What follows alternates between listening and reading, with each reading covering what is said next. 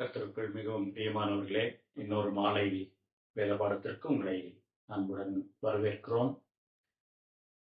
இந்த நேரத்தை கடவுள் நமக்கு ஆசீர்வாதமாக்கி தரும்படி நாம் இணைந்து ஜெபம் செய்வோம். எல்லா துதி, ஸ்தோத்திரம், கன மகிமைக்கு பாத்திரரான ஜீவனுள்ள தேவனே, உம்முடைய கரத்திலிருந்து நாங்கள் இந்த வாரத்தையும் இந்த நாளையும் இலவசமாய் பெற்றிருக்கிறோம். உடைய கிருபைகளை இந்த நாளிலும் கடந்த நாட்களிலும் பாதுகாத்து அரவணைத்ததற்காக நன்றி சொல்லுகிறோம். இவர்களை தகுதி குறைகள் குற்றங்களையும் நீர் பொறுத்தருளி இம்மட்டும் கொடுத்து வந்த ஜீவன் நன்மைகளுக்காக நன்றி சொல்லுகிறோம். எல்லாவற்றுக்கும் மேலாக நம்முடைய ஜீவனோட வார்த்தைக்காக அதை எங்களுடைய ஆத்மாவை போஷித்து புஷ்டியாக்கி எங்களை உயிர்ப்பிக்கிற வல்லமையுடையதாயிருக்கிறபடி நான் உண்மை ஸ்தோத்திரித்து ஜெபிக்கிறோம். இந்த மாலை வேத பாடத்தையும் எங்களுக்கு ஆசீர்வாதமாய் கொடுக்க பரிசுத்தாவியானவராகிய தேவன் எங்களுடைய உள்ளங்களிலே உடைய வார்த்தையை தெளிவாக்கி புஷ்டியாக்கி ஆசீர்வாதமாய் கொடுத்து ஜெபிக்கிறோம். நேரங்களிலே இணைகிறவர்களையும் தொடர்ந்து இந்த பாடத்தை கேட்கிறவர்களையும் நீர் ஆசீர்வதிக்க வேண்டும் என்று இயேசு கிறிஸ்துவின் வல்லமையுள்ள நாமத்தில் பணிவோடு கேட்கிறோம் தூய பிதாவே, ஆமென். கடந்த வாரம் கர்த்தராகிய இயேசு கிறிஸ்துவின் இரண்டாம் வருகையினுடைய அடிப்படை கோட்பாடுகள் உபதேசங்கள் என்ற தலைப்பில் முதலாவது பகுதியை கவனித்தோம். தொடர்ந்து இந்த நாளிலும் நம்முடைய கர்த்தராகிய இயேசு கிறிஸ்துவின் இரண்டாம் வருகை பற்றிய அடிப்படை உபதேசங்கள் 2 என்ற தலைப்பில் நாம் தியானிக்க இருக்கிறோம். கடந்த வாரத்தில் நாம் தியானித்த வார்த்தையினுடைய சாரம்சம், கிறிஸ்தவர்கள் என்றால், விசுவாசிகள் என்றால் காத்திருக்கிற கூட்டம் என்பதை நாம் பார்த்தோம். அதற்கு ஆதாரமாக சில வசனங்களை படித்தோம். இந்த நாளிலும் 2 பேதுரு 3ஆம் அதிகாரம் 10-14 வசனங்களை மறுபடியும் வாசிக்க விரும்புகிறேன். கர்த்தருடைய நாள் இரவிலே திருடன் வருகிற விதமாய் வரும். அப்பொழுது வானங்கள் மடமடவென்று அகன்று போம், பூதங்கள் வெந்து உருகிப்போம், பூமியும் அதில் உள்ள கிரியைகளும் எரிந்து அழிந்து போம். இப்படி இவைகளெல்லாம் அழிந்து போகிறதா இருக்கிறபடியால் நீங்கள் எப்படிப்பட்ட பரிசுத்த நடக்கையும் தேவ பக்தியும் உள்ளவர்களாய் இருக்க வேண்டும். தேவனுடைய நாள் சீக்கிரமாய் வரும்படிக்கு மிகுந்த ஆவலோടെ காத்திருங்கள். அந்த நாளில் வானங்கள் வெந்து அழிந்து பூதங்கள் எரிந்து உருகிப்போம். அவருடைய வாக்கு தத்துவத்தின்படியே நீதி வாசமாயிருக்கும் புதிய வானங்களும் புதிய பூமியும் உண்டாகும் என்று காத்திருக்கிறோம். ஆகையால் பிரியமானவர்களே, இவைகள் வர காத்திருக்கிற நீங்கள் கரையற்றவர்களும் பிழை இல்லாதவர்களுமாய் சமாதானத்தோட அவர் சந்நிதியில் காணப்படும்படி ஜாக்கிரதையாயிருங்கள். 2 பேதுரு 3ஆம் அதிகாரத்தை தான் இந்த பாடங்களுக்கு முக்கிய ஆதாரமாக வைக்கிறோம். அதோடு தொடர்புடைய வேத பகுதிகளையும் நாம் இணைத்து படிக்கிறோம். நாம் கடந்த முறை பார்க்கும்போது பரியாசக்காரர் வந்து என்ன சொல்லுவார்கள், எல்லாம் அப்படியே இருக்கிறதே, கிறிஸ்து வருவார் என்று சொன்ன வேத வாக்கியம் எப்படி உண்மையாக முடியும், அதற்கு சம்பந்தமே இல்லாதது போல் எல்லாமே அப்படியே தோற்றமளிக்கிறது என்று சொன்னார்கள். அதில் 2 பிரச்சனை இருக்கிறது. ஒன்று, பேதுருவே சொல்லுகிறார், பூர்வ காலத்தில் வானங்களும் ஜலத்தினாலே நிலை கொண்டிருந்த பூமியும் உண்டாயின. அப்பொழுது இருந்த உலகம், அதாவது நோவா காலத்தின் வெள்ளத்திற்கு முன்பாக இருந்த உலகம் ஜலப்பிரளயத்தினாலே அழிந்தது என்பதையும் மனதார அறியாமல் இருக்கிறார்கள். 6ஆம் வசனத்திலே அப்பொழுது இருந்த உலகம், அதாவது ஜலப்பிரளயத்திற்கு முந்தின உலகம். 7ஆம் வசனத்திலே இப்பொழுது இருக்கிற வானங்களும் பூமியும் அந்த வார்த்தையினாலேயே அக்கினிக்கிரையாக வைக்கப்பட்டு தேவ பக்தி இல்லாதவர்கள் நியாய தீர்க்கப்பட்டு அழிந்து போகும் நாள் வரைக்கும் காக்கப்பட்டிருக்கிறது. ஆகவே முதலாவது பரியாசக்காரர் என்றால் என்ன என்ற விளக்கத்தை பார்த்தோம். பரியாசக்காரர் என்பவர்கள் எல்லாம் அப்படியே இருக்கிறது, நியாய தீர்ப்பு என்றெல்லாம் ஒன்று கிடையாது, உங்களுடைய இஷ்டப்படி நீங்கள் வாழலாம், நீங்கள் எதை மனதிலே நினைக்கிறீர்களோ அப்படி உங்களுடைய ஜீவியத்தை நடத்தலாம் என்று சொல்லுகிறவர்கள் தான் பரியாசக்காரர் என்பதாக நாம் கடந்த வாரத்திலே விளக்கமாக பார்த்தோம்.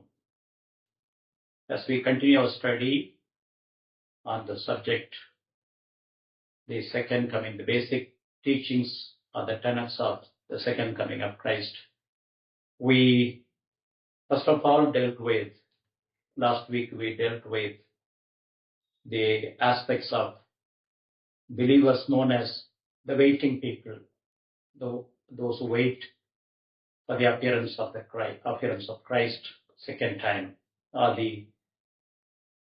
people who anticipate the coming of Christ. So the scoffers would say everything is same, everything looks same as it was at the beginning, for which to Peter in his second epistle clearly gives an answer, an emphatic answer, that the world that we see now is a different one from the pre-flood scenario. இப்போ முதலாவது, இந்த உலகம் அப்படியே இருக்கிறது என்பதற்கான முகாந்தரம் கிடையாது. ஏனென்றால் உலகம் முழுவதும் வெள்ளத்தினாலே ஒருமுறை அழிக்கப்பட்டு நோவாவும் அவருடைய குடும்பம் மாத்திரம் பாதுகாக்கப்பட்டார்கள். இரண்டாவது, உலகம் மாறிக்கொண்டே வருகிறது, உலகத்தினுடைய தோற்றங்கள் மாறுகிறது, இயற்கையிலே மாற்றம் இருக்கிறது, சூரியன் சந்திரனிலே மாற்றம் இருக்கிறது, பூமியில அநேக மாற்றங்கள் நிகழ்ந்து கொண்டிருக்கிறது. ஆகவே பரியாசக்காரர் கடவுளுடைய நியாய தீர்ப்பு என்று ஒன்று இல்லை என்று சொல்லும் போது அவர்கள் சொல்லுகிற வாதம் எல்லாம் அப்படியே இருக்கிறது என்ற வாதம் இல்லை. அப்படி இல்லை. இரண்டு வகையிலே மாற்றம் இருக்கிறது. ஒன்று, நோவாவின் காலத்திலே உலகம் முழுவதும் வெள்ளத்தினாலே அழிக்கப்பட்ட ஒரு நிகழ்வு. அதனுடைய படிமானங்கள், செடிமெண்ட்ஸ் என்று சொல்லுகிறார்கள் ஆங்கிலத்தில், அதனுடைய ஆராய்ச்சியிலே அது விளங்குகிறது. இரண்டாவது, இயற்கையிலே, சமுதாயத்திலே, அரசியலிலே மாற்றங்கள் வேகமாக நடந்து கொண்டிருக்கிறது. ஆகவே பரியாசக்காரனுடைய வாதம் முற்றிலும் தவறானது. ஆகவே நாம் கடந்த முறை பார்த்தோம், கர்த்தருக்கு 1000 வருஷம் ஒரு நாள் போலவும் ஒரு நாள் 1000 வருஷம் போலவும் இருக்கிறது என்ற காரியத்தை நீங்கள் அறியாதிருக்க வேண்டாம் என்று பேதர் சொல்லும் போது, அந்த நாட்களிலே 1000 என்பது உச்சகட்டமான எண்ணிக்கை, கணக்கீடு, ஒப்பீடு என்று நாம் பார்த்தோம். சோ ஆயிரமாய் திரிகிற பறவைகள் என்னுடையவைகள் என்றால் 1000 பறவைகள் மாத்திரமல்ல, உச்சகட்ட எல்லாமே 1000 உங்களுடைய கண்களுக்கு தெரிகிறது, அவைகள் எல்லாம் என்னுடையவைகள் என்று அதற்கு பொருள் என்பதாக பார்த்தோம். When we deal with the notion that 1000 years is like a date unto the Lord, the context in which it is said is important. Those days, thousands, or 1000 was the highest number that you could possibly imagine. Like how we have 30 years ago, lakhs was a big thing. So someone is rich, filthy rich, we will say, is a lakh here. Now it has become millionaire. So that's the maximum. Probably in about 20, 30 years later time, the term or the terminology would change from millionaire to billionaire to whatnot. So during the biblical era, 1000 was the maximum. So the Bible says 1000 days like one. That is the maximum that we can possibly imagine and count is considered to be a day or an overnight scenario for the Lord. ஆகவே 1000 வருஷம் என்பது குறிப்பிட்ட எண்ணிக்கையை சொல்லவில்லை, அது ஒரு விளக்கத்தை சொல்லுகிறது என்பதாக பார்த்தோம். கடவுளுக்கு ஏன் இந்த ஓமானம் கூட இன்னும் பொருந்தாது. ஆண்டவருக்கு ஒரு 1000 வருஷம் என்பது ஒரு இமைப்பொழுது என்று கூட வைத்துக் கொள்ளலாம். இதை பேர்ந்து சொல்வதற்கு காரணம், தாமதிக்கிறார் என்று சொல்லுகிறீர்களே, உங்களுடைய பார்வையில 1000 வருஷம் என்பது பெரியது. ஏனென்றால் அது கிட்டத்தட்ட 20 தலைமுறைகள் என்று வைத்துக் கொள்ளலாம், 15 தலைமுறைகள். ஆனால் பேர்ந்து சொல்லுகிறார், ஆண்டவருக்கு இதெல்லாம் தாமதம் கிடையாது. அதற்கு அடுத்த வசனத்திலே விளக்கம் சொல்லுகிறார், தாமதிக்கிறார் என்று சிலர் எண்ணுகிறபடி கர்த்தர் தமது வாக்குத்தத்தத்தை குறித்து தாமதமாயிராமல் ஒருவரும் கெட்டு போகாமல் எல்லாரும் மனம் திரும்ப வேண்டும் என்று விரும்பி நம்மேல் நீடிய பொறுமை உள்ளவராயிருக்கிறார். Is long suffering. He is patiently waiting that we repent. Not that he is unfaithful to his promises of his second coming. That he is long suffering and patient, long patient with us. அதே வார்த்தையை மறுபடியும் 15ஆம் வசனத்திலே சொல்லுகிறார் பேதுரு. மேலும் நம்முடைய கர்த்தரின் நீடிய பொறுமையை ரட்சிப்பு என்று எண்ணுங்கள். அதே வார்த்தை நீடிய பொறுமை 9ஆம் வசனத்தினுடைய கடைசி வரியிலே சொல்லப்பட்ட நீடிய பொறுமை என்பது 15ஆம் வசனத்திலேயும் மேலும் நம்முடைய கர்த்தரின் நீடிய பொறுமையை ரட்சிப்பு என்று எண்ணுங்கள். நமக்கு பிரியமான சகோதரனாகிய பவுலும் தனக்கு அருளப்பட்ட ஞானத்தினாலே இப்படியே உங்களுக்கு எழுதியிருக்கிறான். ஆகவே நாம் இந்த பின்னணியிலே இன்றைக்கு கர்த்தருடைய வருகை குறித்த 2வது தொடர்ச்சியான பாடத்தை நாம் படிக்க இருக்கிறோம். 10ஆம் வசனத்திலிருந்து 14ஆம் வசனம் வரைக்கும் உள்ள பகுதியிலே பார்க்கிறோம். கர்த்தருடைய நாள் இரவிலே திருடன் வருகிற விதமாய் வரும். இங்கே வருகிறது கர்த்தருடைய நாள் என்பது பெருஷா என்கிற வார்த்தை. அந்த பெருஷா என்கிற வார்த்தை மிக முக்கியமான வார்த்தை. அதைத்தான் இந்த இடத்திலே பேதுருவும் பவுலும் பயன்படுத்துகிறார்கள். 2ஆம் வருகை பற்றிய வார்த்தையை பயன்படுத்தும் போது இந்த வார்த்தையினுடைய மூல பாஷையின் அர்த்தம் மிக மிக முக்கியம். பெருஷா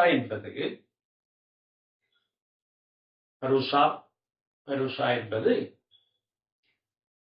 தோற்றம், அப்பியரிங் ஆர் பிரசன்ஸ். அவர் பிரசன்னமாவது, மற்றவர்கள் முன்பாக காட்சி அளிப்பது என்பது பொருள். பருஷா என்பது அந்த மூல பாஷையில் அந்த வார்த்தை கொடுக்கப்பட்டிருக்கிறது. அப்போ கர்த்தருடைய வருகை என்பது, கர்த்தருடைய வருகைக்காக காத்திருப்பது என்பது அவருடைய பிரசன்னம், அவருடைய அவர் தோன்றுவதை பார்ப்பதற்காக காத்திருக்கிறது என்று அர்த்தம். நாம் கடந்த முறை பார்த்தோம், ஆதி திருச்சபையினர் ஒருவரை ஒரு சந்திக்கும் போது ரகசியமாக பயன்படுத்தின வார்த்தை மாரநாத்தா என்ற வார்த்தை. அதாவது கர்த்தர் சீக்கிரமாய் வருகிறார். பெரும்பாலானவர்கள் அவர்களுடைய காலத்திலேயே முதல் நூற்றாண்டிலேயே கிறிஸ்து வந்து விட்டார் என்றெல்லாம் சொன்னார்கள். ஆகவே இந்த வார்த்தை இன்னும் 1 இடங்களிலே பயன்படுத்தப்பட்டிருக்கிறதை புதிய ஏற்பாட்டிலே நாம் பார்க்கலாம். இதே கர்த்தர் வருகிறார் அல்லது 2ஆம் வருகை, அவர் தோற்றமளிக்க போகிறார், அவருடைய பிரசன்னம் காட்சியளிக்க போகிறது என்று சொல்லப்பட்ட வார்த்தை புதிய ஏற்பாட்டிலே இதே கிரேக்க வார்த்தை பயன்படுத்தப்பட்ட இடத்தை பார்க்கலாம்.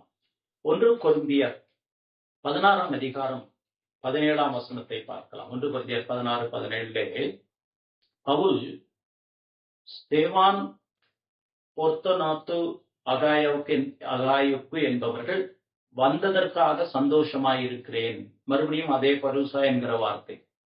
அவர்கள் வந்ததற்காக சந்தோஷமாயிருக்கிறேன். வந்தார்கள் என்றால் அவர்கள் ஒரு கூட்டத்தின் நடுவிலே காட்சி அளித்தார்கள். It is an appearance. The word, the original Greek word that is used for the second coming or the coming of Christ, that original word has similar meaning in a couple of Old New Testament passages, which is the presence of somebody, the appearance of somebody who traveled from a far off distance to be with a particular community or people. ஆகவே அவர்கள் மறைவாக இல்லை என்பதை புரிந்து கொள்ள வேண்டும். அவர்கள் வந்து அங்கே தங்கியிருக்கிறார்கள். மற்றவர்கள் பார்க்கும்படியான ஒரு சம்பவத்தை சொல்லுகிறது. It is an appearing which others could see and perceive and be present in their midst. ஆகவே அப்படி அர்த்தமுடையதாக இருக்கிறது. அதே வார்த்தை இன்னொரு இடத்திலே புதிய ஏற்பாட்டிலே பயன்படுத்தப்படுகிறது. அதையும் பார்க்கலாம். 2 கொரிந்தியர் 6ஆம் அதிகாரம் 6-7 வசனங்கள். 2 கொரிந்தியர் 6ஆம் அதிகாரம் 6-7 வசனங்கள். இதிலே நாம் என்ன படிக்கிறோம் என்றால் 2 கொரிந்தியர் 7ஆம் அதிகாரம், மன்னிக்கவும், 7ஆம் அதிகாரம் 6-7 வசனங்கள். 2 Corinthians 7 verses 6 and 7. ஆகிலும் சிறுமைப்பட்டவர்களுக்கு ஆறுதல் செய்கிற தேவன் தீத்து வந்ததினாலே எங்களுக்கு ஆறுதல் செய்தார். அவன் வந்ததினாலே மாத்திரமல்ல. மறுபடியும் பருசா என்கிற வார்த்தை. தீத்து வந்ததினாலே, எங்கள் மத்தியிலே தங்கியிருந்ததினாலே, எங்கள் மத்தியிலே உலாவினதினாலே, எங்களோடு பேசினதினாலே. ஆகவே இதே பருசா என்கிற வார்த்தை. இந்த வார்த்தையைத்தான் புதிய ஏற்பாட்டிலே குறிப்பாக கர்த்தருடைய வருகை என்கிற அந்த வார்த்தை மூல பாஷையிலே பயன்படுத்தப்பட்டிருக்கிறது. The same word parousia, that's in the original Greek, as appeared in most of these cases where the second coming is being described. So it's very important. இதை நாம் புரிந்து கொள்வது நல்லது. அப்படி என்றால் கிறிஸ்துவுடைய 2ஆம் வருகை நாம் எப்படி வேதபூர்வமாக ஒரு வரியிலே ஒரு சென்டென்ஸ்லே சொல்ல வேண்டும் என்று சொன்னால், கிறிஸ்துவனுடைய இரண்டாம் வருகை என்பது கடைசியான, சடுதியான, மற்றவர்கள் காண்கிற வண்ணம் தோன்றுகிற ஒரு வருகை. மறுபடியும் சொல்ல விரும்புகிறேன், கிறிஸ்துவனுடைய இரண்டாம், வேதபூர்வமாக பல கோணங்களை அதற்கான வசனங்களை நாம் பார்க்க இருக்கிறோம். இறுதியான, சடுதியான, எல்லாரும் பார்க்கக்கூடிய வகையிலே வரப்போவதுதான், தோன்றப்போவதுதான் கிறிஸ்துவனுடைய இரண்டாம் வருகை. What is second coming?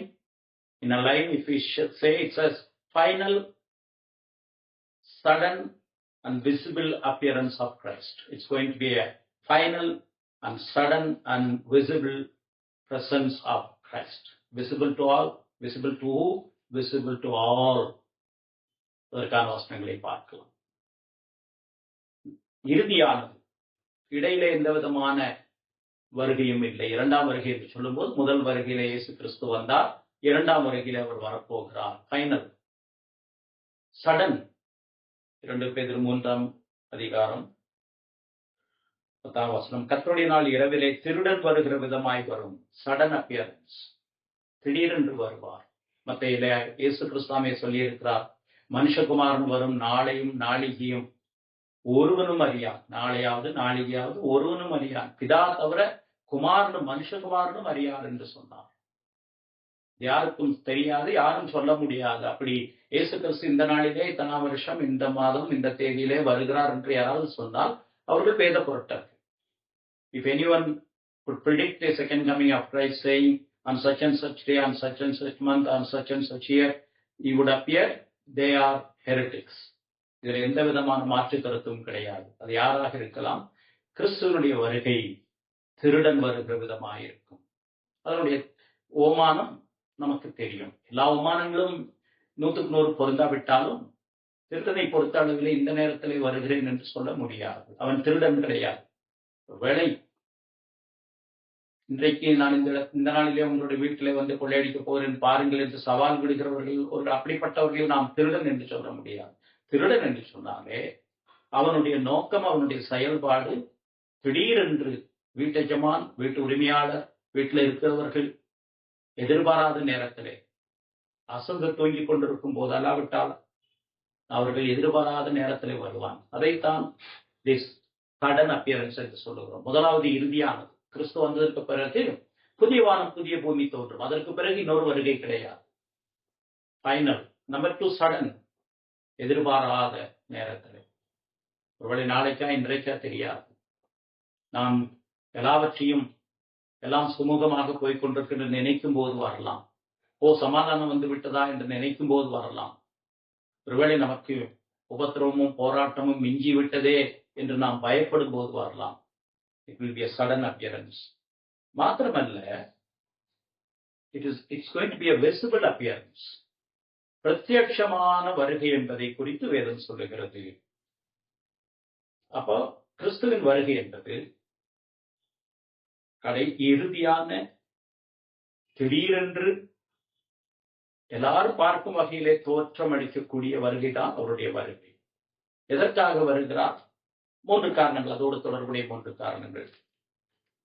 மரித்த எல்லாரையும் உயிர்ப்பிக்க போகிறார். அவர் வரும் நேரத்திலே கல்லறைகள் எல்லாம் வெடிக்கும். எல்லாரும், இந்த உலகத்தின் ஆதாமிலிருந்து கடைசி குழந்தை வரை, எல்லாரும், மனிதன் வரை, மனுஷி வரை எல்லாரும் எழுந்திருப்பார்கள். உயிரோடு இருக்கிறவர்களும் நிற்பார்கள், மரித்தவர்களும் எல்லாரும் எழுந்திருப்பார்கள்.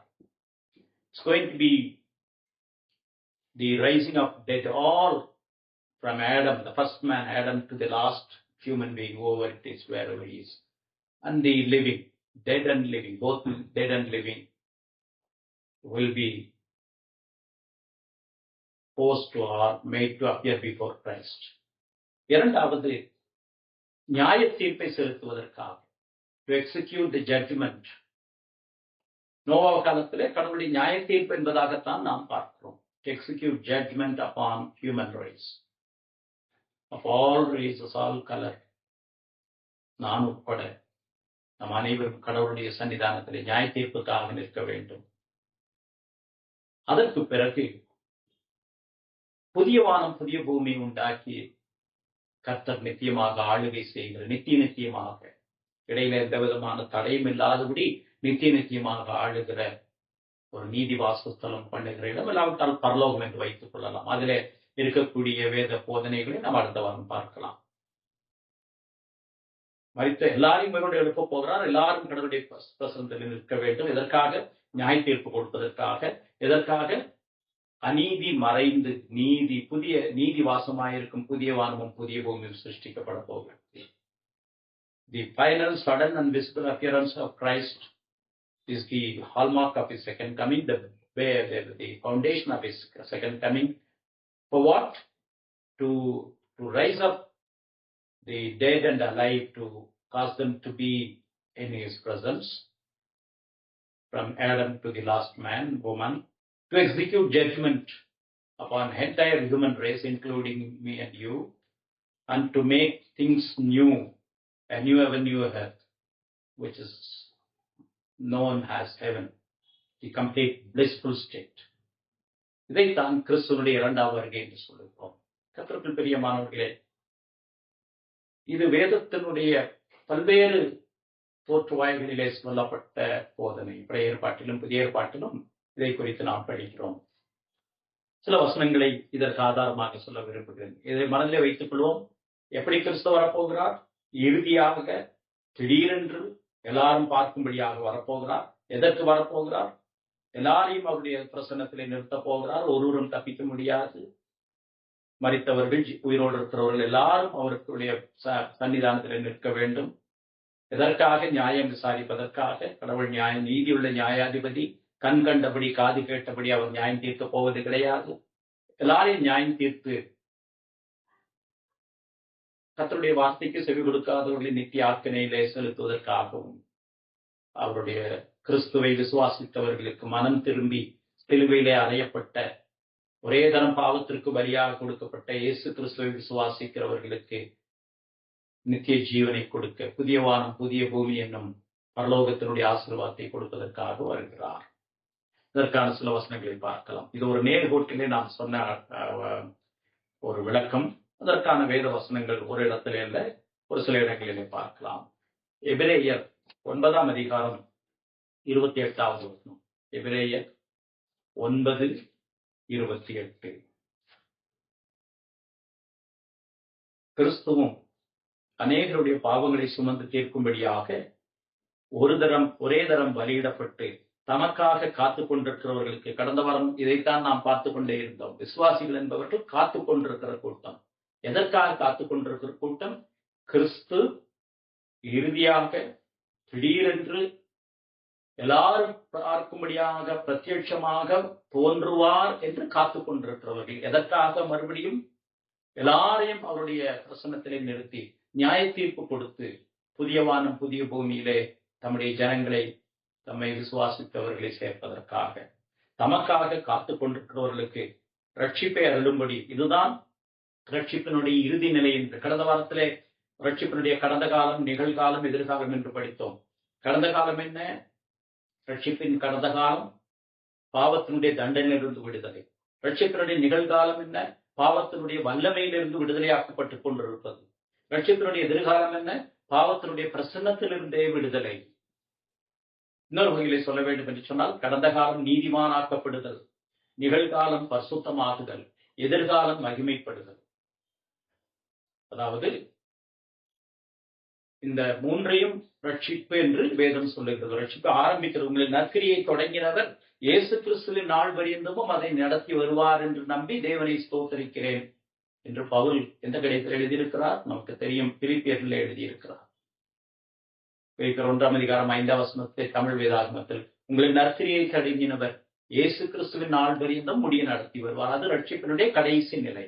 ஆகவே உங்களுக்காக ஸ்தோத்தரிக்கிறேன். நிகழ்காலம். Salvation has it involves three aspects, tenses in technical term. The past, freedom from the penalty of sin. The present, freedom from the power of sin. In the future, it's going to be freedom from the very presence of sin. That is justification, sanctification, glorification. இந்த சத்தியத்தை தயவு செய்து இந்த வேத பாடத்திலே கலந்து கொண்டிருக்கிறவர்கள் அறிந்து கொள்ள வேண்டும். அதை குறித்து சந்தேகங்கள் இருந்தால் ஒருவேளை விரிவாக படிக்க வேண்டும் என்று சொன்னால் நீங்கள் கமெண்டிலே உங்களுடைய விருப்பங்களையோ இல்லாவிட்டால் உங்களுடைய கருத்துக்களையோ பதிவிட்டால் அதை நாம் மறுபடியும் ஆராய்ந்து பார்ப்பதற்கு வேத வெளிச்சத்திலே படிப்பதற்கு உதவியாக இருக்கும். அப்ப 2ஆம் முறை தமக்காக காத்து கொண்டிருக்கிறவர்களுக்கு ரட்சிப்பை அருளும்படி 2ஆம் தரம் பாவம் இல்லாமல் தரிசனம் ஆவார். இதைத்தான் நாம் பார்க்கிறோம். 2ஆம் தரம் என்றால் ஃபைனல். அதற்கு இடையிலே 1.5, 2.5, 3 எல்லாம் கிடையாது. முதல் வருகையிலே அவர் பாவம் இல்லாமல் அநேகருடைய பாவங்களை எடுத்து போடுவதற்காக ஒரு தரம் பலியிடப்பட்டார். அதற்காக தோன்றினார். 2ஆம் தரம் it's going to be final. பாவம் இல்லாமல் தரிசனமாவார். எதற்காக அவர் பாவம் இல்லாமல் தரிசனமாவார் என்றால் it's going to be a visible appearance. எல்லாரும் பிரத்யட்சமாய் பார்க்கும்படி அவர் வரப்போகிறார். இன்னும் சில வசனங்களை பார்க்கலாம். பாவம் இல்லாமல் என்று சொல்லும் போது அவர் திடீரென்று எல்லாரையும் நியாயம் தீர்க்க தோன்றுவார். வெளிப்படுத்தல் 1ஆம் அதிகாரம் 7வது வசனம். Revelation chapter 1 and verse 7. இங்கே நாம் நம்முடைய ஆண்டவராகிய இயேசு கிறிஸ்துவின் 2ஆம் வருகைக்காக எதற்காக காத்துக் கொண்டிருக்க வேண்டும் என்று சொன்ன பகுதியை பார்க்கிறோம். இதோ மேகங்களுடனே வருகிறார், கண்கள் யாவும் அவரை காணும். Here is the visible appearance. மேகங்களுடனே வருகிறார், கண்கள் யாவரும் அவரை காணும். யாவும் அவரை குத்தினவர்களும் அவரை காண்பார்கள். Those who pierced him will also see him. Are going to see him. பூமியின் கோத்திரத்தை எல்லாரும் அவரை பார்த்து புலம்புவார்கள். அப்படியே ஆகும். மேகங்களுடனே வருகிறார், கண்கள் யாவும் அவரை காணும், அவரை குத்தினவர்களும் காண்பார்கள். அப்ப விசுவாசிகள் அவிசுவாசிகள் எல்லாருமே இதை பார்ப்பார்கள். அதைத்தான் இந்த வசனம் சொல்கிறது. ஏனென்றால் முந்தின வசனத்திலே நம்மிடத்தில் அன்பு கூர்ந்து தமது ரத்தத்தினாலே நம்முடைய பாவங்களை நம்மை கழுவி நம்முடைய பிதாவாகி தேவனுக்கு முன்பாக நம்மை ராஜாக்களும் ஆசாரிகளும் ஆக்கின அவருக்கு என்றென்றைக்கும் மகிமையும் வல்லமையும் உண்டாயிருப்பதாக. அடுத்ததுல 8ஆம் வசனத்திலே இருந்தவரும் இருக்கிறவரும் வருகிறவருமாகிய சர்வ வல்லமுள்ள கர்த்தர் நான் அல்பாவும் ஒமேகாவும் ஆதியும் அந்தவுமாயிருக்கிறேன் என்று திருவுளம் பற்றுகிறார். இவர் வருவார்,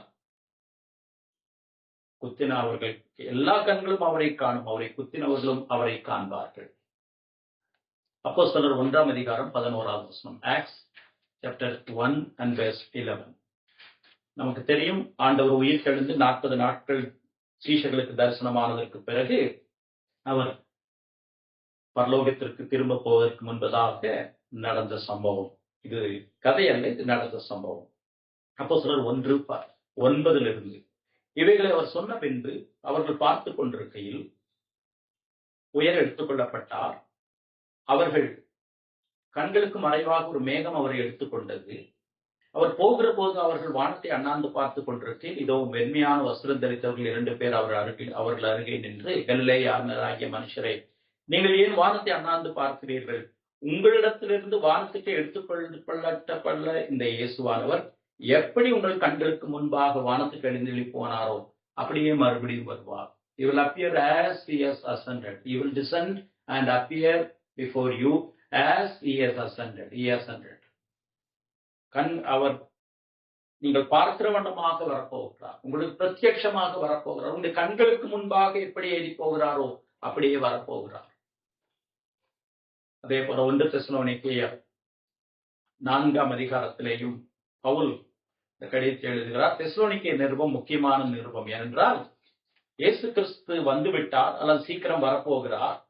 எதற்கு வேலைக்கு போக வேண்டும் என்று விசுவாசிகள் வேலைக்கு போகாமல் இருக்க சிலர் போதனை செய்தார்கள். There were those who taught that we don't need to work, no need to go for work because Christ is going to come anyway. So what is the point in going for work and earn money because Christ is going to come? அப்பதான் பவுல் சொல்லுகிறார், நீங்கள் வேலைக்கு போக வேண்டாம் என்று கிறிஸ்தன் வரப்போகிறார், நீங்கள் என்ன சாதிக்க போகிறீர்கள் என்று சிலர் தவறாக போதனை பண்ணினார்கள். ஆகவேதான் பவுல் சொன்னார், கிறிஸ்து வரப்போகிறது உண்மைதான், ஆனால் எப்பொழுது வருவார் என்று தெரியாது. ஆனால் அதனால்தான் பவுல் அந்த கொலோசியர் சபை தெசலோனிக்க சபைக்கு எழுதும்போது சொல்லுகிறார், வேலை செய்யாதவன் சாப்பிடவும் கூடாது. அப்ப நீங்கள் கிறிஸ்துவின் வருகைக்காக காத்துக் கொண்டிருக்கிறோம், வேலை அவசியம் இல்லை என்று சொன்னால் நீங்கள் சாப்பிடவும் கூடாது என்று சொல்லுகிறார். ஒரு பக்தன் இப்படி சொன்னார், கிறிஸ்துவனுடைய வருகை பொறுத்தளவிலே நம்முடைய அணுகுமுறை எப்படி இருக்க வேண்டும் என்றால், கிறிஸ்து இன்றைக்கே வருகிறார் என்பது போல ஆயத்தமாய் இருக்க வேண்டும், வாங்கியோடு இருக்க வேண்டும், பரிசுத்த எதிர்பார்ப்போடு இருக்க வேண்டும். அதே சமயத்திலே 1000 வருஷம் கழித்து வருவார் என்று திட்டம் செய்ய வேண்டும், தீர்மானத்தோடு செயல்பட வேண்டும். நாளைக்கு வருவார் என்று ஆயத்தமாய் இருக்க வேண்டும், இன்றைக்கே வருவார் என்று ஆயத்தமாய் இருக்க வேண்டும். ஆனால் அதே சமயத்தில் 100 வருஷத்திற்கு பிறகு வந்தாலும் வரலாம் என்ற அடிப்படையிலே நம்முடைய வாழ்க்கை திட்டமிட வேண்டும், குடும்பத்தை திட்டமிட வேண்டும், ஊழியங்களை திட்டமிட வேண்டும், சுவிசேஷ பணியிலே, மிஷனரி பணியிலே நம்மை ஈடுபடுத்த வேண்டும். Divine has beautifully described our approach to the second coming of Christ. Prepare yourselves, be ready as if he is coming today, but plan as if he would come after 100 years or so. Prepare as if he is coming today, plan as if he would come 100 years later. இதுதான் அணுகுமுறையாக இருக்க வேண்டும். இப்ப Thessalonica நிருபத்திலே Pavul என்ன சொல்லுகிறார்? 1 Thessalonica 4ஆம் அதிகாரத்தில் இந்த நாம் முதலிலே பார்த்தோம் இல்லையா, இறுதியாக திடீரென்று எல்லாரும் பார்க்கும்படியாக அவர் வரப்போகிறார், 2ஆம் முறை வரப்போகிறார் என்று நாம் பார்த்த பகுதி, அதற்கான வசனங்களை தான் பார்த்துக் கொண்டிருக்கிறோம். 1 தெசலோனிக்கே 4ஆம் அதிகாரம் 16-17 வசனங்கள். ஏனெனில் கர்த்தர் தாமே ஆரவாரத்தோடும், விசிபிள் ஆரவாரத்தோடும், பிரதான தூதனுடைய சத்தத்தோடும், பிரதான தூதன் தான் கடைசிய காலத்தை முழங்க போகிறான். அப்ப பிரதான தூதனுடைய சத்தம் எப்படி இருக்கும்? எல்லாரும் கேட்கும்படியாக இருக்கும். காது கேட்காதவர்களுக்கு கூட கேட்கும், கண் தெரியாதவர்களுக்கு கூட அந்த சத்தம் விளங்கும். தேவ எக்காலத்தோடும், எக்காலம் நமக்கு எக்காலத்தோடைய சத்தம் தெரியும், வெளிப்படத்தில் அதற்கான விவரணங்கள் இருக்கிறது. பழைய ஏற்பாட்டிலே எக்காலம் ஊதும் போது அந்த கேம்பிலே எங்கெங்கெல்லாம் யார் யார் கூடாரம் போட்டிருக்கிறார்களோ அவர்கள் எல்லாரும் கூடி வர வேண்டும். ஒரு தேசத்துக்கு ஆபத்து வந்தால் எக்காலம் எப்பொழுது ஊதப்படும் என்று சொன்னால், யுத்தத்திற்கு போகும்போது, இல்லாவிட்டால் தேசத்திற்கு ஆபத்து வரும்போது ஊதப்படுகிறது. அது எல்லாருக்கும் கேட்க வேண்டும், சிறுவர்களுக்கு கேட்க வேண்டும், பெரியவர்களுக்கு கேட்க வேண்டும். அந்த எக்காலத்தினுடைய சத்தத்தோடு வருவார், பிரத்யட்சமாக வரப்போகிறார். இதிலேதான் ரகசிய வருகை என்பதை பற்றி நாம் வேதபூர்வமாக சரியாக விளங்கிக் கொள்ள வேண்டும் என்று நான் ஆசிக்கிறேன். கர்த்தர் தாமே ஆரவாரத்தோடும், பிரதான தூதனுடைய சத்தத்தோடும், தேவ எக்காலத்தோடும் வானத்திலிருந்து இறங்கி வருவார். அப்பொழுது கிறிஸ்துவுக்குள் மரித்தவர்கள் முதலாவது எழுந்திருப்பார்கள். பின்பு உயிரோடுக்கும் நாம் எதிர்கொண்டு போக மேகங்கள் மேல் எடுத்துக் கொள்ளப்பட்டு இவ்விதமாய் எப்பொழுதும் கர்த்தருடனே கூட இருப்போம். இது யாருக்கு சொல்லுகிறார்? விசுவாசிகளுக்கு சொல்லுகிறார். இங்கே அவிசுவாசிகளை பற்றி அவர் எதுவும் சொல்லவில்லை. இப்ப இந்த இடத்துல விசுவாசிகள் எப்படி ஒருவரை ஒருவர் ஆறுதல் படுத்த வேண்டும் என்று இயேசுவுக்குள் நித்திரை அடைந்தவர்களை பற்றி சொல்லுகிறார். அவர் 2ஆம் வருகை பற்றி நேரடியாக சொல்லுகிற சத்தியங்களில் என்ன சொல்லுவார்? எல்லாரும் எழுந்திருக்க போகிறோம், அவிசுவாசிகள் எழுந்திருக்க போகிறார்கள், விசுவாசிகள் எழுந்திருக்க போகிறார்கள் என்று சொல்வார். இந்த இடத்திலே விசுவாசிகளை ஆறுதல் படுத்துவதற்காக அவர் சொல்லுகிறபடியினாலே, விசுவாசிகளுடைய கோணத்திலே பேசுவதனாலே கிறிஸ்தவர்கள் மரித்தவர்கள் முதலாவது எழுந்திருப்பார்கள். அதாவது விசுவாசிகளோடு தன்னை விசுவாசிகளை ஆறுதல் படுத்துகிற வார்த்தைகள். பின்பு உயிரோடு நாமும், இது சபைக்கு எழுதுகிறார், தன்னையும் சேர்த்து தெசலோனிக்க சபை விசுவாசிகளை பார்த்து இப்படி நாம் இப்பொழுதும் கர்த்தருடனே கூட இருப்போம் என்று சொல்லுகிறார். இது கர்த்தருடைய வருகை மட்டும், அந்த வார்த்தையை பண்ணுங்கள், கர்த்தருடைய வருகை மட்டும் உயிரோடு இருக்கும் நாம் நித்திரைகளுக்கு முந்திக் கொள்வதில்லை. ஆகவே இந்த வேத வசனங்கள் நமக்கு கற்றுக் கொடுப்பது கிறிஸ்து 2ஆம் முறை இறுதியாக பிரத்யட்சமாக மாத்திரமல்ல, எல்லாரும் காணும்படியாக வரப்போகிறார் என்பதை பார்த்தோம். ஆண்டவராகிய இயேசு கிறிஸ்து சொன்ன வார்த்தை மத்திய 24:30 வசனத்தில், மனுஷகுமாரன் மிகுந்த வல்லமையோடு மிகுந்த மகிமையோடும் வானத்தின் மேகங்கள் மேல் வருகிறதை பூமியில் உள்ள சகல கோத்திரத்தாரும் கண்டு புலம்புவார்கள். வருவாய் தணிக்கும் எக்கால சத்தத்தோட அவர் தமது தூதர்களை அனுப்புவார். அவர்கள் அவரால் தெரிந்து கொள்ளப்பட்டவர்களை ஒரு மனையிலிருந்து சேர்ப்பார்கள். சகல கோத்திரத்தாரும் கண்டு புலம்புவார்கள். ஏன் புலம்ப வேண்டும்? இங்கே அவிசுவாசிகளை பற்றி சொல்லுகிறது. ஏன் புலம்புவார்கள்? ஏனென்றால் அவர்கள் ஆண்டவருடைய வருகைக்காக ஆயத்தமாயிருக்கவில்லை. அப்பொழுது அவரை சந்திக்கிறவர்கள், அவருக்காக காத்துக் கொண்டிருக்கிறவர்கள் மகிழ்ச்சியோடு எதிர்கொண்டு போவார்கள். அப்ப எல்லாரும் பார்க்கும்படியாக அவர் பிரத்யட்சமாக வரப்போகிறார் என்பதாக நாம் பார்க்கிறோம். இதற்கு இந்த முதல் நூற்றாண்டிலே புதிய ஏற்பாடு எழுதப்பட்டதற்கு பிறகு அப்போஸ்தலர் விசுவாச பிரமாணம், நிசையா விசுவாச பிரமாணம், இன்னும் விசுவாச அறிக்கைகள் நிறைய வெளிவந்தது. அவைகள் எல்லாமே இந்த சத்தியத்தை தான் அவர்கள் கோடிட்டு காண்பித்திருக்கிறார்கள். Followed by the first century New Testament, the canon of scriptures, we have the evidences of the Apostolic Creed, the Nicene Creed, the various confessions of faith.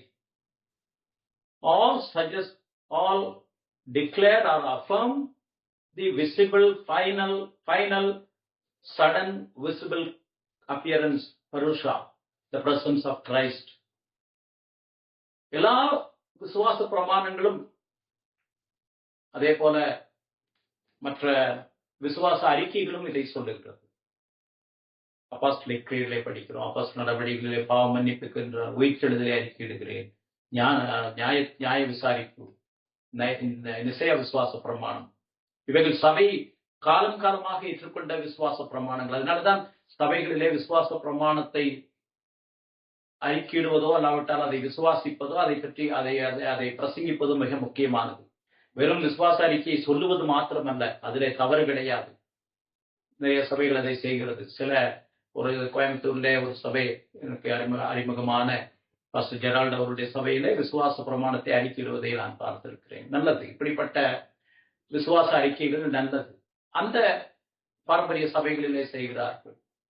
அது மாத்திரம் போதாது, அதனுடைய விளக்கத்தை புரிந்து கொண்டு நாம் அதை அறிக்கையிடுவது நல்லது. ஒருவேளை சில சபைகளிலே, பேப்டிஸ்ட் சபைகளிலே அதை வாரம் அறிக்கையிடாவிட்டாலும் அதை ஆணித்தரமாக அதை நம்புகிற ஒரு சபைகள் தான்.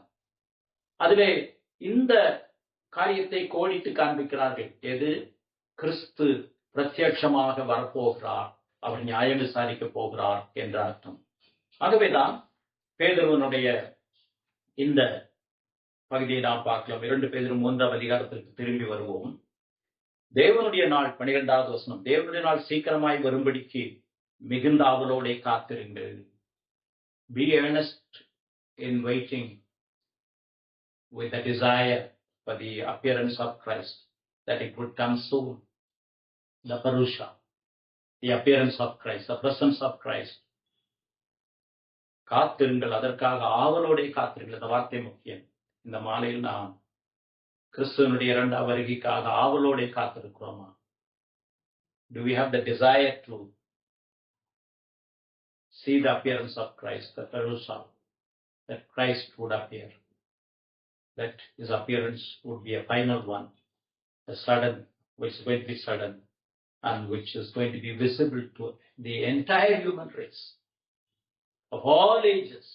எல்லா காலத்திலும் வாழ்ந்த எல்லா மனிதர்களும், மத ஜாதி மத இன வித்தியாசமின்றி, மொழி வித்தியாசமின்றி கடவுளுடைய பிரசன்னத்திலே நாம் நிற்க போகிறோம். ஆவலாய் காத்திருங்கள். அந்த நாளில், தேவனுடைய நாளில், வானங்கள் வெந்து அழிந்து பூதங்கள் இருந்து ஒழுகிப்போம். 11ஆம் வசனம், அவருடைய வாக்குத்தத்தத்தின்படி நீதி வாசமாயிருக்கும் புதிய வானங்களும் புதிய பூமியும் உண்டாகும் என்று காத்திருக்கிறோம். மறுபடியும் எதற்காக காத்திருக்கிறோம் என்று சொல்லுகிறார். Why are we to wait? For what are we going to wait? அவருடைய வாக்குத்தத்தத்தின்படியே நீதி வாசமாயிருக்கும் புதிய வானங்களும் புதிய பூமியும் உண்டாகும் என்று காத்திருக்கிறோம். There will be a new heaven and new earth. That's what we are going to inherit or be part of. So we are awaiting his return. காத்திருக்கிறோம். ஆகையால் பிரியமானவர்கள், இவைகள் வர காத்திருக்கிற நீங்கள் கரையற்றவர்களும் பிழையில்லாதவர்களுமாய் சமாதானத்தோட அவர் சந்நிதியில் காணப்படும்படி ஜாக்கிரதையாயிருங்கள். Beware that you would appear before Christ at the second coming, Parusha, without blemish, without any wrinkle, that you will face the coming of Christ with peace. இங்க ஒரு வார்த்தையை கவனிக்க வேண்டும். 13ஆம் வசனத்திலே நீதி வாசமாயிருக்கும் அந்த நாளிலே பூமி, இப்ப இருக்கிற வானங்கள் வெந்து அழிந்து பூதங்கள் எரிந்து புதிய வானமும் புதிய பூமும் உண்டாகும். நீதி வாசமாயிருக்கும் புதிய பூமி உண்டாயிருக்கும். அப்படி என்றால் கிறிஸ்து வருகிற கடைசி நாள் வரையிலும் அநீதி வாசமாயிருக்கும். The new heaven, new earth, which is described as where in which the righteousness will dwell, the righteous will reign, which means the unrighteousness will be prevalent right through the day of Christ. இதை நாம் மறந்துவிடக்கூடாது. அநீதி வாசமாய் இருக்க போகிறது. இன்றைக்கு நிறைய பேர் 1000 வருட அரசாட்சி என்று சொன்னால் அதனால் அதுவரை அதற்கு பிறகு கடவுள் இயேசு கிறிஸ்து நியாயம் தீர்க்க போகிறார். 1000 வருட அரசாட்சியிலே நீதி வாசமாயிருக்கும் என்று சொன்னால் அதற்கு வேதம் பொருந்தி வருவதல்ல. கிறிஸ்து வருகிற வரையிலே அநீதி இருக்க போகிறது. அதோடு இந்த உலகம் முடிகிறது. அந்த நாளிலே பழைய பூமியை அகன்று போகிறது, புதிய வானம் புதிய பூமி. அதுதான் பரலோகத்தினுடைய வாசனை. அதற்கான வேத விளக்கங்களை வெளிப்படுத்தலை நாம் பார்க்கலாம். பின்னாலே அடுத்த வாரத்தில் ஆண்டு சுத்தமாக பார்க்கலாம். அப்ப கிறிஸ்து வருகிற வரையிலே அநீதி இருக்கத்தான் போகிறது. அதுவரையிலும் விசுவாசிகளும் இருக்க போகிறார்கள், அவிசுவாசிகளும் இருக்க போகிறார்கள். இதுதான் முக்கியமான பாடம். இதை நாம் மத்தேயு 13ஆம் அதிகாரத்திலிருந்து படிப்பது முக்கியம். அதை பார்த்து நிறைவு செய்யலாம். மத்தேயு 13ஆம் அதிகாரத்துக்கு நம்முடைய வேத புஸ்தகத்தை திருப்பிக் கொள்வோம். அங்கே தேவனுடைய ராஜ்யத்தை பற்றிய ஓமானங்களை நம்முடைய ஆண்டவர் சீஷர்களுக்கு கற்றுக் கொடுக்கிறார். மத்தேயு 13 முதலிலே ஜனங்களுக்கு சொன்னால் அவர்கள் அதை ஏற்றுக்கொண்டார்களா தெரியவில்லை. அதற்கு பிறகு சீஷர்கள் அதற்கு விளக்கம் கேட்கிறார்கள். முதல்ல அந்த உவமை மத்தேயு 13ஆம் அதிகாரம் 24 30 வரைக்கும் இருக்கிறது. Matthew 13 verses 24 to 30, where we find the parable of the kingdom of God with regards to how till the end the wheat and tare would grow together. கோதுமையும் களையும் சேர்ந்து கடைசி வரையும் இருக்க போகிறது என்பதை வேதம் சொல்லுகிறது. அந்த வார்த்தை முக்கியமான வார்த்தை. அப்ப மத்தேயு 13ஆம் அதிகாரம் 24 30 வரைக்கும் அந்த ஓமையை சொல்லுகிறார். நமக்கு அந்த ஓமை தெரியும். ஆனால் அதற்கான விளக்கத்தை ஆண்டவர் எப்படி எங்கே சொல்லுகிறார் என்று பார்க்கலாம். 36ஆம் வசனத்திலிருந்து பார்க்கலாம். அப்பொழுது இயேசு ஜனங்களை அனுப்பிவிட்டு வீட்டுக்கு போனார். அந்த ஓமையை சொன்னதற்கு பிறகு அவருடைய சீஷர்கள் அவரிடத்தில் வந்து நிலத்தின் களைகளை பற்றிய ஓமை எங்களுக்கு வெளிப்படுத்த வேண்டும் என்று கேட்டார்கள். They wanted Christ to explain the parable of how the tare that was growing. அவர் பிரயோஜனமாக இந்த வசனங்களை கவனிப்போம். Matthew 13:37 to 40. நல்ல மனுஷன் நல்ல விதை விதைக்கிறவர் மனுஷகுமாரன். நமக்கு தெளிவாக தெரியும். கர்த்தர் ஜீவனாக வார்த்தையாக இந்த உலகத்திலே வந்தார். நல்ல விதை விதைக்கிறவர் மனுஷகுமாரன். நிலம் உலகம். நல்ல விதை ராஜ்யத்தின் புத்திரர். இது விசுவாசிகள் என்று வைத்துக் கொள்ளலாம். களைகள் பொல்லாங்கினுடைய புத்திரர். அவைகளை விதைக்கிற சத்துரு பிசாசு. பிசாசு எப்படி கடவுளுடைய வார்த்தையை திசை திருப்புகிறான். அவன் பொய்யும் பொய்க்கு பிதாவுமாயிருக்கிறான். சத்தியத்தை ஜனங்களை ஏற்றுக்கொள்ளாதபடி அவன் கிரியை செய்கிறான். அதை தாண்டித்தான் பரிசுத்த ஆவியானவர் நம்முடைய வாழ்க்கையிலே கிரியை செய்கிறார். நிறைய பேர் நினைக்கலாம், கடவுளால் கிரியை செய்ய முடியாதா என்றால், நாம் சுவாபத்திலே கடவுளுடைய வார்த்தையை கேட்பதற்கும் கீழ்ப்படிவதற்கும் விருப்பம் இல்லாத ஜனங்கள். பரிசுத்த ஆவியானவராகிய தேவன் இலவசமாய் கருவையாய் நம்முடைய வார்த்தையை நம்முடைய உள்ளத்திலே பொருத்துகிறார். அறுப்பு உலகத்தின் முடிவு. இது முக்கியமான வார்த்தை. The reaping is the end of this age world, end of the world. அதற்கும் விளக்கம் கொடுக்கிறார். அறுப்பு என்பது நியாய தீர்ப்பு என்பதாக விளக்கம் கொடுக்கிறார். அறுப்பு உலகத்தின் முடிவு, the end of this world, which means starting up another life. அறுக்கிறவர்கள் தேவதூதர்கள். அறுப்பு உலகத்தின் முடிவு என்றால் கவனிப்பதை புரிந்து கொள்வோம். The harvesting is going to end the timing of this world, and a new life begins. Those who have tasted Christ would reign with him to be taken to heaven, or settled or made to be in the new heaven, new earth, and those who have rejected Christ would be damned to eternal damnation. அறுப்பு உலகத்தின் முடிவு. அறுக்கிறவர்கள் தேவதூதர்கள். அதனால் களைகளை சேர்த்து அக்னியால் சுட்டரிக்கிறது போல இவ்வுலகத்தின் முடிவிலே நடக்கும். மனுஷகுமாரன் நம்முடைய தூதர்களை அனுப்புவார். இப்ப நம்ம என்ன பார்க்கிறோம் என்று சொன்னால், இந்த ஓமானத்திலே ஒரு பகுதியை நாம் இங்கே பார்க்கலாம். 28ஆம் வசனத்திலே, மத்தேயு 13:28, வேலைக்காரர் தாங்கள் போய் அவைகளை பிடுங்கி போட உமக்கு சுத்தமா, கோதுமையை நீங்கள் விளைத்தீர்கள், மனுஷன் விதைத்தான், ஆனால் களைகள் விளைந்து விட்டது, அதை நாங்கள் பிடுங்கி போடுகிறோம் என்று சொன்னார்கள். நல்ல உற்சாகம் தான், ஆனால் அடிப்படையிலே தவறு இருக்கிறது, கோளாறு இருக்கிறது. அதற்கு வேண்டாம், அவன் வேண்டாம், களைகளை பிடுங்கும் போது நீங்கள் கோதுமையும் வேரோடை பிடுங்காதபடிக்கு இரண்டையும் அறுப்பு மட்டும் விளர விடுங்கள். Allow the wheat and tare to grow together till the harvesting, till the day of harvest. What is harvest? The final day, the judgment day. அறுப்பு என்பது நியாயத்தீர்ப்பு. அது வரைக்கும் வளர விடுங்கள், இரண்டும் சேர்ந்துதான் இருக்க போகிறது. அறுப்பு காலத்தில் நான் அறுக்கிறவர்களை நோக்கி, முதலாவது களைகளை பிடுங்கி அவைகளை சுட்டரிக்கிறதற்கு கட்டைகளாக வையுங்கள். சுட்டரிக்கிறது என்று சொன்னா நமக்கு தெரியும், அழுகியும் பற்பிடிப்பான இடத்திலே போடுவது. Judgment day, judgment upon the unbelievers. கோதுமையும் களஞ்சியத்தில் சேர்த்து வையுங்கள் என்பேன் என்று சொன்னார் என்றார். இது தெளிவாக நியாய தீர்ப்பு நாளுடைய ஓமானம். அப்ப நியாய தீர்ப்பு நாள் வரைக்கும் கோதுமையும் இருக்கும், களையும் இருக்கும். இடையில கோதுமையை பிடிக்க முடியாது என்றால், அவன் களையை பிடுங்கினால் கோதுமையும் பிடிங்கி விடுவீர்கள், அதெல்லாம் செய்ய வேண்டாம்னு சொல்லிட்டார். Only Christ could do that. So விசுவாசிகளும் அவிசுவாசிகளும் கிறிஸ்துவனுடைய 2ஆம் வருகை வரை இந்த உலகத்தில் இருப்பார்கள். இதற்கிடையிலே வேறு வருகை கிடையாது. There's no in between coming appearance of Christ, Parusha, that he would appear visibly, suddenly and finally to execute judgment upon believers and unbelievers, or rather the entire human race, to create new heaven and earth. கிறிஸ்துவுக்குள் பிரியமானவர்களே, கிறிஸ்து வருகையினுடைய 2ஆம் வருகையினுடைய அடிப்படை கோட்பாட்டிலே நாம் விளங்கிக் கொள்ள வேண்டியது, அவருடைய வருகை இறுதியானதும், அது எப்பொழுது நடக்கும் என்று தெரியாது. அந்த வருகை இறுதியானதும் திடீரென்றும் சடுதியாகி எல்லாரும் பார்க்கும்படியாக, இந்த உலகம் முழுவதும் பார்க்கும்படியாக இருக்க போகிறது. இதற்கிடையில வேறு வருகை கிடையாது. இந்த வருகைக்காக காத்திருங்கள். ஏனென்றால் அந்த நாளில் வானங்கள் வெந்தாகென்று போகும்.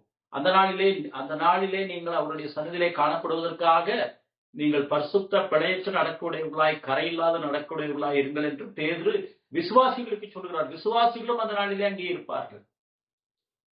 The believers would also be present when Christ appears. That's what 1 Peter says. Await the coming of Christ with a life without blemish and holiness. That is addressed to the believers. Believers would be present at the appearing of Christ, second coming of Christ, on the day of judgment. So there's no in between coming of Christ as being prescribed by many. இன்றைக்கு கிறிஸ்து இடையிலே வந்து விசுவாசிகளை எடுத்துக்கொண்டு போகிறார் என்ற கோட்பாட்டு வேதத்திற்கு புறம்பானது என்பதை 1-2 வார்த்தைகள், வசனங்கள் மூலமாக சொல்ல விரும்புகிறேன். மத்தேயு 28ஆம் அதிகாரம் 20ஆம் வசனத்தை பார்க்கலாம். மத்தேயு 28:20, உயிர்த்தெழுந்த ஆண்டவர் சீஷர்களை பார்த்து சொல்லுகிறார், நீங்கள் உலகம் எங்கும் போய், வானத்திலும் பூமியிலும் சகல அதிகாரம் என கொடுக்கப்பட்டிருக்கு, நீங்கள் உலகம் எங்கும் போய் சர்வ சிருஷ்டிக்கும் சுவிசேஷத்தை பிரசங்கியுங்கள். நான் உங்களுக்கு கட்டளையிட்ட யாவையும் அவர்கள் கை கொள்ளும்படி அவர்களுக்கு உபதேசம் பண்ணுங்கள்.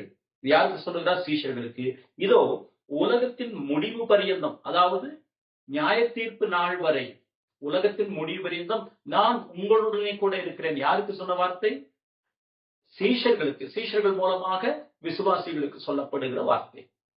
அப்போ உலகம் முடிகிற வரைக்கும் நீங்கள் இருப்பீர்கள், அதுவரையில நான் உங்களோட கூட இருக்க போகிறேன். மத்தேயு 24ஆம் அதிகாரம், ஒரு சில அதிகாரங்களுக்கு முன்பு வரலாம். இந்த உபத்திரவம் என்கிற வார்த்தை திரும்ப திரும்ப வருகிறது. இன்றைக்கு ரகசிய வருகை என்பது உபத்திரவத்திற்கு தப்பிப்பதற்காக, 7 வருஷம் உபத்திரவம், அதிலே மகா உபத்திரவம் வரப்போகிறது. அதற்கு தப்பிப்பதற்காக இடையிலே கிறிஸ்து வந்து சபையை எடுத்துக் கொள்ளுவார் என்று சொல்லுகிற ஒரு கோட்பாடு. ஆனால் வேதம் தெளிவாக சொல்லுகிறது, ஆண்டவர் வரும்போது எல்லாரும் எப்படி நடக்கும் என்ற ஓமானம் சொல்லுகிறார் என்று பார்க்கலாம். மத்தேயு 24ஆம் அதிகாரம் 37, 38, 38 வாசல்களை பார்க்கலாம். நோவாவின் காலத்தில் எப்படி நடந்ததோ நோவாவின் சம்பவத்தை மனதிலே கொண்டு வரும். ஜனங்கள் உலகம் முழுவதும் இருக்கிறார்கள், பாவத்திலே திளைக்கிறார்கள், கடவுள் அவர்களை நியாயம் விசாரிக்க வேண்டிய நிலை. அப்பொழுது நோவாவின் மூலமாக மனம் திரும்பும்படியான செய்தி கொடுக்கப்படுகிறது. நன்றாக கூர்ந்து இந்த பகுதியை படிப்போம். நோவாவின் காலத்தில் எப்படி நடந்தோ அப்படியே மனுஷகுமாரன் வரும் காலத்திலும் நடக்கும். மனுஷகுமாரன் வரும் காலத்திலும் நடக்கும். இரண்டாம் வருகை பற்றி சொல்லுகிறார். இடையிலே வேற வருகை கிடையாது. எப்படி எனில், ஜலப்பிரளயத்துக்கு முன்னான காலத்திலே நோவா பேழைக்குள் பிரவேசிக்கும் வரைக்கும் நோவா தனியாக பாதுகாக்கப்படுகிறார், மற்றவர்கள் அழிக்கப்படுகிறார்கள். அந்த வெள்ளம் உலகம் முழுவதும் வந்தது. உலகில் எல்லா ஜனங்களுக்கும் செய்தி போகிறது, மனம் திரும்புவதற்கான வாய்ப்பு கொடுக்கப்படுகிறது. ஜனங்கள் அதை செய்யவில்லை. இதற்கிடையிலே நோவா பேழை செய்கிறான். நோவா அந்த வெள்ளப்பிரளயம் அது வரும்போது, அந்த நியாய தீர்ப்பினுடைய அடையாளமாகிய வெள்ளம் வந்த போது நோவா பேழைக்குள் பிரவேசிக்கிறார். மற்றவர்கள் ஜலப்பிரளயம் வந்து அனைவரையும் வாரிக்கொண்டு போகிறது. Here's the classic illustration of how the nature of the second coming. The flood suggests how till the day the judgment came upon the entire universe by way of flood, Noah was segregated from the crowd because he was righteous, he listened, obeyed God, he walked with God. The rest of the world was destroyed. Till that day, Noah was present as well as the unrighteous people. நோவாவும் அங்கே இருந்தார். வெள்ளம் வருகிற வரையில நோவாவும் இருக்கிறார். வெள்ளம் வந்து மழை அடித்துக் கொண்டே இருக்கிறது. அப்பொழுது கூட நோவா பிரசங்கம் பண்ணி கொண்டிருந்தார். ஜனங்கள் மனம் திரும்ப விருப்பம் இல்லை. கடவுள் நோவாவை பிரித்து விட்டார், பேழைக்குள்ளாக அனுப்பிவிட்டார். வெள்ளம் ஜனங்களை அழித்து விட்டது. அந்த வார்த்தை 32ஆம் வசனத்தை பார்க்கலாம். ஜலப்பிரளயத்திற்கு முன்னான காலத்திலே நோவா பேழைக்குள் பிரவேசிக்கும் நாள் வரைக்கும் ஜனங்கள் இப்படி பெண் குடித்தும் புசித்தும் வாழ்ந்தார்கள். ஜலப்பிரளயம் வந்து அனைவரையும் வாரிக்கொண்டு போக மட்டும் உணர்ந்தா இருந்தார்கள். அப்படியே மனுஷகுமாரன் காலத்திலும் நடக்கும். என்ன நடக்கிறது? 2 பேர் அந்த அந்த உமானத்தை நாம் பார்க்கலாம். நோவா காலத்திலே நோவாவும் அந்த இடத்துல இருந்தார். மழை வரும்போது நோவா இருந்தார்.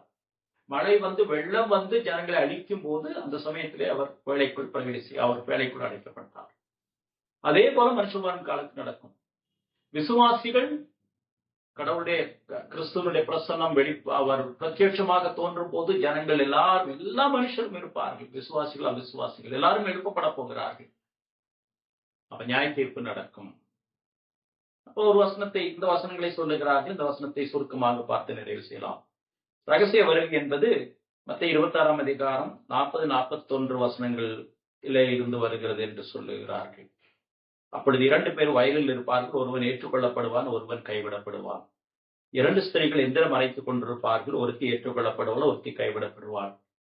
இதனுடைய அர்த்தம், வயலில் 2 பேர் இருக்கும் போது இருவரும் ஒருமித்த கருத்தோடு தான் வேலை செய்ய வேண்டும். அப்பொழுதுதான் அன்றைக்கு ஏறுவதற்கு மனிதர்கள் பயன்படுத்தப்பட்டார்கள். அந்த கலப்பையிலே அவர்கள் கை வைத்து அதை செய்வார்கள். இருவரும் ஒரு மனதோடு, எவ்வளவு நெருக்கமான மனதோடு அந்த வேலையை செய்ய முடியும். அப்படி செய்தால்தான் உழ முடியும்.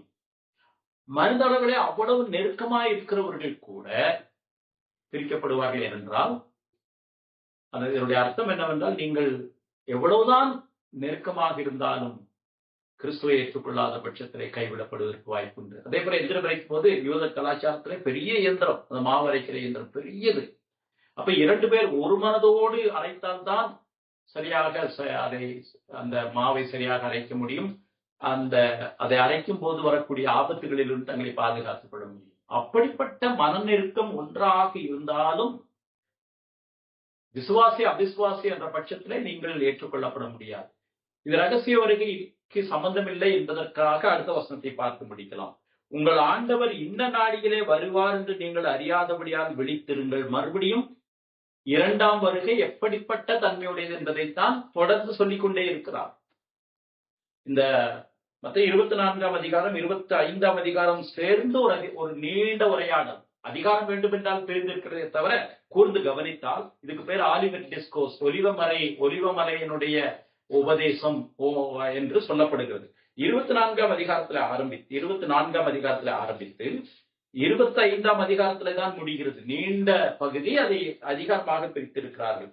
அதனுடைய இறுதியிலே என்ன சொல்ல, இது எதை பற்றியே 24, 25 அதிகாரம் சொல்லப்படுகிறது என்றால், அந்த கட்டிடத்தை காண்பித்து, இந்த கட்டிடம் இவ்வளவு அழகா இருக்கிறதே, கல்லுகள் இவ்வளவு நேர்த்தியாக உயரமாக அடுக்கி வைக்கப்பட்டிருக்கிறதே, இதற்கும் உம்முடைய வருகைக்கும் அடையாளம் என்ன என்று சொல்லும் போது, உலகத்தின் முடிவுக்கும் அடையாளம் என்ன என்று அவர்கள் கேட்ட பொழுதுதான் ஆண்டவர் சொல்லுகிறார், இந்த கல்லின் மேல் கல்லறை இடிக்கப்பட போகிறது.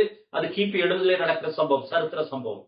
அதற்கு பிறகு உம்முடைய வருகைக்கும் உலகத்திற்கும் என்ன அடையாளம் என்று சொல்லும் கேட்ட கேள்விக்குதான், 24ஆம் அதிகாரம் 3ஆம் வசனத்தை கேட்ட கேள்விக்குத்தான் 24:4 25:46 வரைக்கும் ஒரு நீண்ட உரையாடலை ஆண்டவர் சொல்லுகிறார். என்ன, எந்த கேள்விக்கு பதில்? இவைகள் எப்பொழுது சம்பவிக்கும்? உடைய வருகைக்கும் உலகத்தின் முடிவுக்கும் என்ன சம்பந்தம்? கிறிஸ்துவுக்குள் பிரியமானவர்களே, இன்னும் பல வேத வசனங்களை நான் உங்களுக்கு குறிப்பிட்டு காண்பிக்க முடியும். நாம் படித்தோமே 2 பேதுரு 3 அந்த நாள் வானங்கள் வென்று அகன்றிருப்போம். எல்லாரும் பார்க்க போகிறார்கள், விசுவாசிகளும் அங்கே இருக்க போகிறார்கள். இப்ப போராட்டத்திற்கு தப்பிக்க வேண்டும் என்று சொன்னால், மகா உபத்திரவம் கொடிய காலம் வரும் என்று நிறைய பேர் பயந்து, நாம் அநேகர் அதற்கு தப்பிப்பதற்காக ரகசியிலே போக வேண்டும் என்று காத்துக் கொண்டிருக்கிறோம். பயப்பட வேண்டியதில்லை. உலகத்தின் முடிவு பரியந்தம் நான் உங்களோடு கூட இருக்கிறேன் என்று சொன்ன இயேசு கிறிஸ்துவினுடைய வார்த்தை நமக்கு போதும். இங்க நாம் என்ன படிக்கிறோம் என்றால், இப்ப நிறைய பேர் ரகசிய வருகைக்காக காத்துக் கொண்டிருக்கிறார்கள், எப்படியாவது உபத்திரவுக்கு தப்பித்துக் கொள்ள வேண்டும் என்று. இல்லை, வேதவசனம் தெளிவாக சொல்லுகிறது, உலகத்தில் உங்களுக்கு உபத்திரவம் உண்டு. யார் உபத்திரவப்படுத்துகிறவர்கள்? இந்த உலகம். யார் உபத்திரவப்படுகிறவர்கள்? விசுவாசிகள். இந்த உலகத்தின் கோட்பாட்டுக்கும் விசுவாச கோட்பாட்டுக்கும் பெரிய வித்தியாசம். There are two worldviews. The worldview based on the scriptures, the truth in Christ, and the world view which is anti-Christ. There is a world of difference between these two worldviews. அப்படி இருக்கும்போது எப்படி உபத்திரவத்திற்கு தப்பித்துக் கொள்ள முடியும்? ஏனென்றால் சபையின் மேலதான் பரிசுத்தாவியானவர் ஊற்றப்பட்டிருக்கிறார். அப்ப பரிசுத்தாவியானவர் சபை எடுக்கப்பட்டது என்றால் பரிசுத்தாவியானவர் எடுக்கப்பட்டு விடுகிறார் என்ற அர்த்தம். பரிசுத்தாவியானவர் எடுக்கப்பட்டால் இந்த உலகத்திலே பாவத்தை குறித்தும் நீதியை குறித்தும் நியாயத்தீர்ப்பை கண்டித்து உணர்த்துவதற்கு யாருமே கிடையாது. பரிசுத்தாவியானவர் சபையிலே ஊற்றப்படுகிறார். சபையின் மூலமாக தம்முடைய வார்த்தையை கொண்டு உலகத்தை கண்டித்து உணர்த்துகிறார். பரிசுத்தாவியானவர் தம்முடைய வார்த்தை கொண்டுதான் கண்டித்து உணர்த்துவாரே இல்லாமல் வேறு கிடையாது. அப்ப விசுவாசிகள் எடுத்துக் கொள்ளப்படுவார்கள் என்றால் இந்த உலகத்துக்கு நம்பிக்கையே கிடையாது. ஏனென்றால் ஆவியானவரும் எடுத்துக் கொள்ளப்படுவார். அப்போ 2ஆம் அதிகாரத்திலே சபையின் மேல் ஊற்றப்படுகிறார். கிறிஸ்துவுக்குள் பிரியமானவர்களே, நாம் எதற்காக காத்துக் கொண்டிருக்கிறோம்? உபத்திரவத்திற்கு தப்பிக்கொள்வதற்காக அல்ல. உலகத்தில் உங்களுக்கு உபத்திரவம் என்று ஆண்டவர் சொல்லியிருக்கிறார். ஆனால் அவருடைய வாக்குத்தத்தம் என்ன? நீங்கள் எதற்கும் கவலைப்பட வேண்டாம், என் நாமத்து நிமித்தம் நீங்கள் பாதிக்கப்படுவீர்கள். சபை சரித்திரத்திலே கொடுமைகள் நடந்திருக்கிறது. முதல் நூற்றாண்டிலே நீரோ மன்னன், யூதர்கள், இன்னும் அதற்கு பிறகு ஏன் சபை என்று சொல்லுகிறவர்களை கூட உண்மையான விசுவாசிகளை சித்திரவதை செய்திருக்கிறார்கள், அழித்திருக்கிறார்கள், கொலை செய்திருக்கிறார்கள், வெட்டியிருக்கிறார்கள். ஆகவே சபை என்பது, கிறிஸ்து சொன்னார், பச்சை மரத்துக்கு இதை செய்வார்கள், பட்ட மரத்துக்கு என்ன செய்ய மாட்டார்கள் என்று கேட்டார். ஆகவே நாம் எதற்காக காத்துக் கொண்டிருக்க வேண்டும்? 2ஆம் வருகை, இறுதியான வருகை, திடீரென்ற வருகை, எல்லாரும் பார்க்கும்படியான பிரத்யட்சமான வருகை. அந்த வருகைக்காக நாம் ஆயத்தப்படும் போது நம்முடைய ஆத்மாவை கரைதிரை இல்லாமல் பரிசுத்தமாய் பிழையற்றதாய் காத்துக்கொள்ள நாம் அழைக்கப்படுகிறோம். உத்தரவத்தை பற்றி நாம் கவலைப்பட வேண்டாம். அதீத கவலை, தேவையற்ற கவலை வேண்டாம். கர்த்தர் நம்மோடு இருக்கிறார். அவருடைய வாக்குத்தத்தம் உண்மையானது. அவர் எப்படி தம்முடைய சித்தப்படி நடத்த விருப்பமாயிருக்கிறார் அப்படி நடத்துவார். ஆனால் இறுதியிலே அவர் நம்மை நித்திய மகிமையிலே சேர்க்கும் போது, பேதுருவினுடைய பாஷையிலே சொல்ல வேண்டும் என்று சொன்னால், இக்காலத்து பாடுகள் அதிசீக்கிரம் நீங்கிவிடும். இக்காலத்து பாடுகள் நித்திய மகிமைக்கு ஒப்பானது கொஞ்சம் இம்மி அளவும் ஒப்பானது கிடையாது. என்றால் நித்திய வாழ்க்கை நிரந்தரமான, அதற்கு முடிவே கிடையாது. ஆனந்தமாய் கடவுளுடைய பிரசன்னத்தில் நாம் தரித்திருக்கும் பாக்கியத்தை கிறிஸ்து சிலுவையை சம்பாதித்து போயிருக்கிறார். அவர் திரும்பி வரும்போது அதை நமக்கு கொடுக்க போகிறார். இந்த வாஞ்சியோடு எதிர்பார்ப்போடு காத்திருக்க தேவன் நமக்கு உதவி செய்வாராக. வருகிற வாரத்தில் இதனுடைய தொடர்ச்சியை நாம் பார்த்து முடிக்கலாம். கர்த்தர் தாம் இந்த வார்த்தைகள் நமக்கு ஆசீர்வாதமாக்கி கொடுப்பாராக. ஆமென்.